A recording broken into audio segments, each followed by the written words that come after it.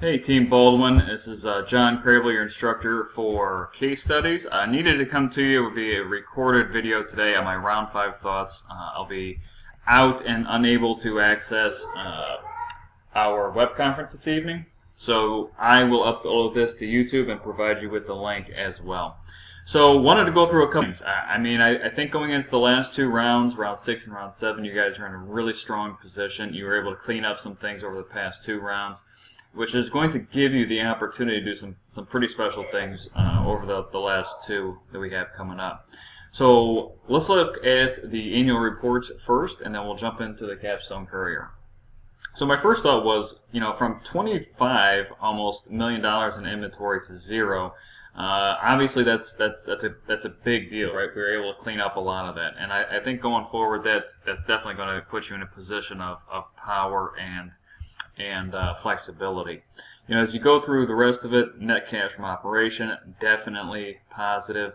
And as you roll through the rest of it, we made some plan improvements, we did some other things, but your closing cash position of about $38 million is really, really strong. And look where you were the round previous. And I know we talked about this last round, that when you have $2.5, $2.6 million, that's not enough of a cushion to be able to give you the ability to really go forward and capitalize on any opportunities that may exist, but to increase that significantly. And we were able to, I think we took a little bit of finance, maybe it was, and then we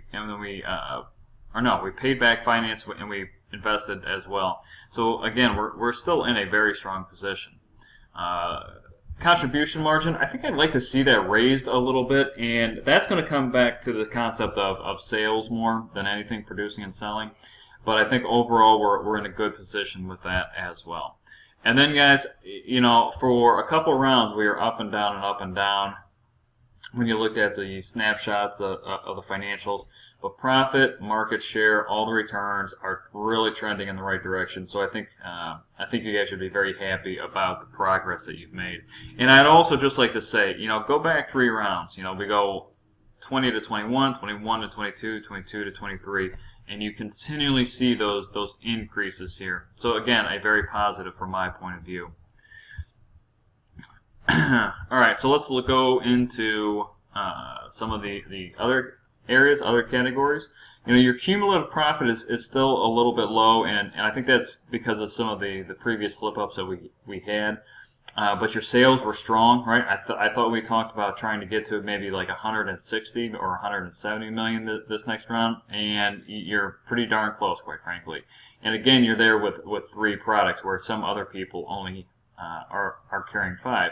So I really liked that part of this process.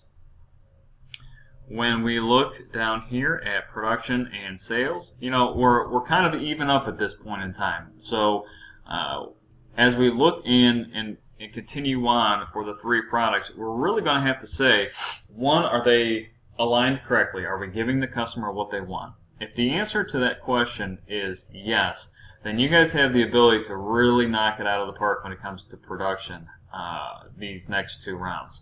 Now, let's take a look at that, right? So as we look at this, we see, okay, Baker is in 1909, and we stocked out. And not only that, but a lot of people stocked out in traditional. So we know that we can probably produce more.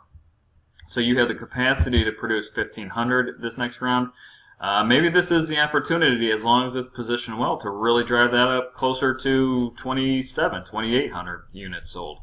You look at Bead coming in with 2475, and again, this is a big category for us. We had the potential to get up to about 5,000 units at this rate. Now, do we need to do 5,000? I don't know, but we definitely have the option to do more, create more, and sell more with that. And then the same thing is going to be true down here as well. We really have the opportunity between Baker and Bid to put a stranglehold on the traditional market. And I think if we look at it, that's a risk that we definitely want to look at taking. And I don't even know if it's a risk, quite frankly. All right, so let's look first at Bid and Baker. So we have 17 and 16%. So Team Baldwin is the dominant player in this industry. As we look to see how they're positioned, hold on, I got to scoot up just a little bit here. All right, so age is at 2, and then we have 182 and 186. Really good position there.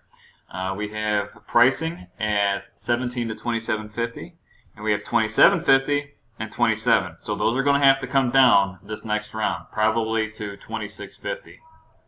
Ideal position, we need 8.5 and 11.5, and we have 8 and 12.2, and 7.2 and 13.1. So we can tell that Baker's a little bit off, that's starting to fall behind. And we're going to have to make some decisions on that one. And then meantime before failure is good. So no issues with any of those. Now you guys are really primed to go and grab a lot more market share again this round.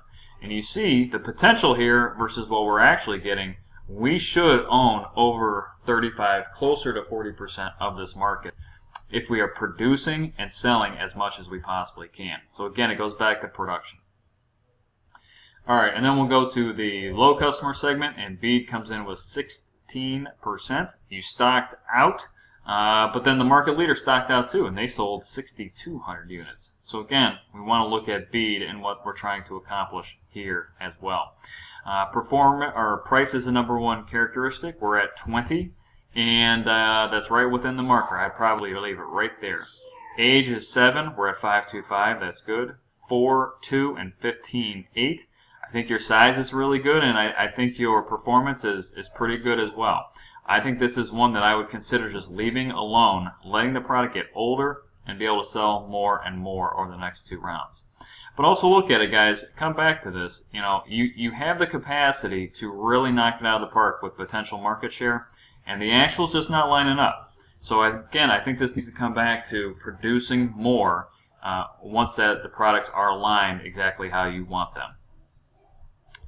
All right, let's go ahead, and the last thing I'm going to look at is going to be the perceptual map. And obviously, you know, we're very well aligned here.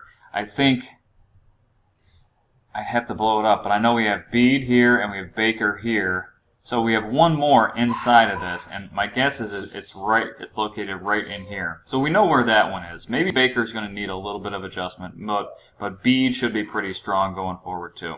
So guys, I think you're positioned well. I think this makes sense for what you're trying to accomplish. But I do believe that once the R&D is aligned and you don't think that needs any additional changes, production needs to really ramp up and try and knock this one out of the park. If we had 155 million in sales from 3 products this past round, I really think that we should try and get this up to 180 by the end of round 6. Let me see, just double back and make sure I'm not talking crazy real quick. Yep, if we had 155 million, I think we could really try and get this up to about 180 if we increase that production and increase those sales. So reach out with whatever questions you have for me. I will get back to you. Thanks for your time today, guys. Appreciate your flexibility on this. Bye-bye.